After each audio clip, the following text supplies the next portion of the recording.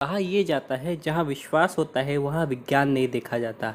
लेकिन बहुत से लोगों में क्यूरोसिटी ज़रूर होती है कि आखिरकार ये सब कैसे होता है।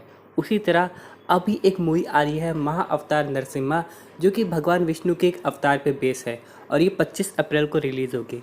इसकी कहानी बहुत से लोग जानते होंगे कि कैसे अपने भक्त प्रहलाद को बचाने के लिए भगवान विष्णु ने नरसिम्हा का अवतार लिया, वो भी एक पिलर के अंदर से।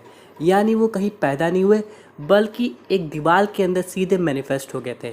इसके पीछे की साइंस क्या है ये बहुत से लोग जानना चाहते हैं और इसीलिए आज हम लोग इसे साइंटिफिक तरीके से समझने की कोशिश करेंगे। अब इसमें सबसे पहली जो थ्योरी आती है वो है डायमेंशनल पोर्टल थ्योरी। जैसे कि हम लोग नरसिम्हा भगवान की बात करें तो वो एक हायर डायमेंशनल गॉड है, ठीक है, और वो यहाँ पे 3D रियलिटी के बियॉन्ड भी एग्जिस्ट करते हैं। उनके पास बहुत सारे गेटवे होंगे पिलर के अंदर जाने के लिए।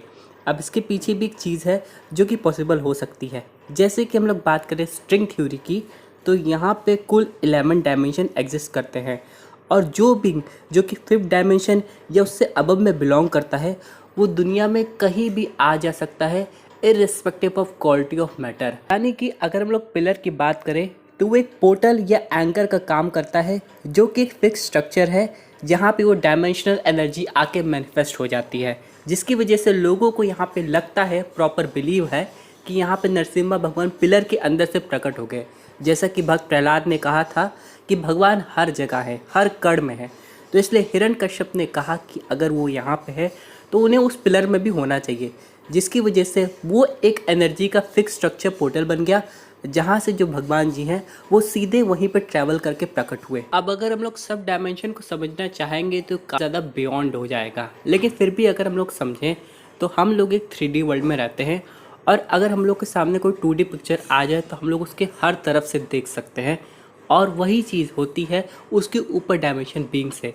यानी कि अगर कोई इससे भी हायर डायमेंशन का होगा तो वो 3D वर्ल्ड को किसी और तरीके से परसीव करेगा। इसे हम लोग थोड़ा सा और ठीक तरीके से समझने की कोशिश करें तो वो जो पिलर है वो एक डोरमेंट मल्टी डायमेंशनल स्ट्रक्चर था और भक्त प्रहलाद के आवाज़ लगाने पे एक तरीके से चार्ज हो गया था, जिसकी वजह से भगवान विष्णु सीधे वहाँ पे एक नरसिम्हा अवतार में प्रकट हो गए।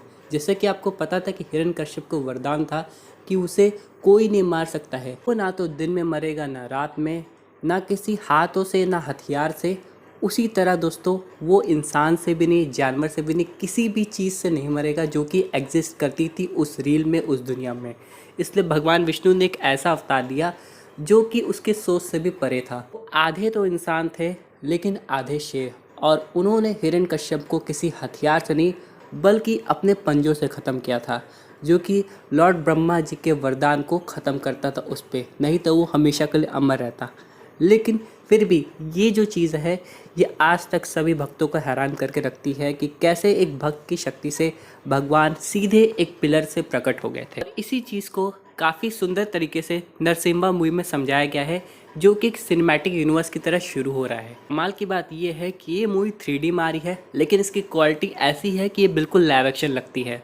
और बहुत से लोगों ने यहाँ पे कमेंट भी किया था कि नरसिम्हा भगवान को कोई इंसान नहीं प्ले कर सकता है, इसलिए ये उनका रिप्रेजेंटेशन काफ़ी अच्छे तरीके से है, ऐसे एनिमेशन में दिखाना है जिसमें वो और ज़्यादा रियल लगे और सब कुछ काफ़ी सुंदर तरीके से बताया जाए और समझाया जा सके। आपके क्या व्यूज़ है इस पे आप लोग कमेंट करके ज़रूर बताइएगा। वीडियो अच्छी लगे तो ज़रूर लाइक कीजिएगा। अगर आपके पास भी कोई ऐसे इंटरेस्टिंग टॉपिक्स या क्वेश्चन हैं तो उसको भी कमेंट करके बताइएगा, मैं उस पर भी वीडियो बनाने की पूरी कोशिश करूँगा।